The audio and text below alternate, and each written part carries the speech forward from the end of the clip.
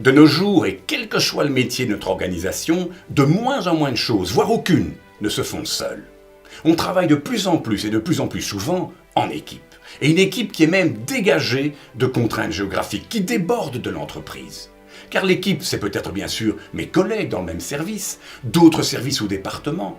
Mais ce sont aussi les partenaires avec lesquels nous travaillons, fournisseurs, pouvoirs publics, clients, avec lesquels nous construisons ensemble, nous co-construisons, comme on dit aujourd'hui, le résultat attendu.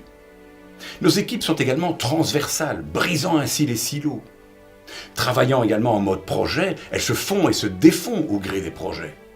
Alors, comment créer, entretenir cet état d'esprit auprès de nos collaborateurs? Comment donner l'envie à chacun et chacune d'ouvrir grand ses horizons? De rentrer dans un mode à la fois constamment en mouvement et garantissant dans le même temps la fiabilité et la robustesse de nos processus.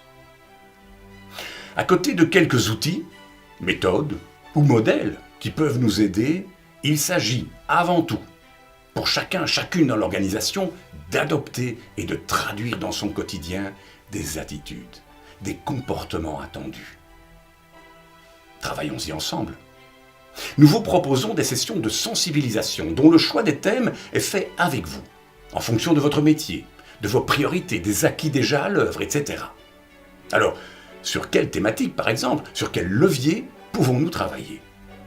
Ce peuvent être les différences entre un groupe et une équipe, ce que veulent dire les visions, missions et valeurs de l'organisation pour moi dans mon travail, la découverte ou l'approfondissement des chaînes de qualité, unissant le long des processus, clients et fournisseurs, internes et externes. La pratique de la délégation responsable, formidable levier pour faire grandir les personnes, les équipes et l'organisation tout entière. C'est comment être davantage orienté client, orienté processus, orienté fournisseur.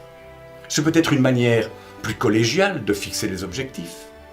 Le travail sur la collaboration et la solidarité, la capacité et l'humilité de demander de l'aide, les raisons et les manières d'exprimer sa reconnaissance, les thématiques liées à la communication, écoute active, communication régulière et transparente. Et le storytelling se trouve être un outil formidable pour faire passer le sens de tout cela. Via des histoires authentiques, comme l'histoire d'Apollo 13, la dernière étape de certification qualité d'une frégate de la marine, ou 24 heures de garde des sapeurs-pompiers, il ne nous propose jamais des modèles de type copier-coller, mais des sources d'inspiration que nous pouvons adopter et traduire.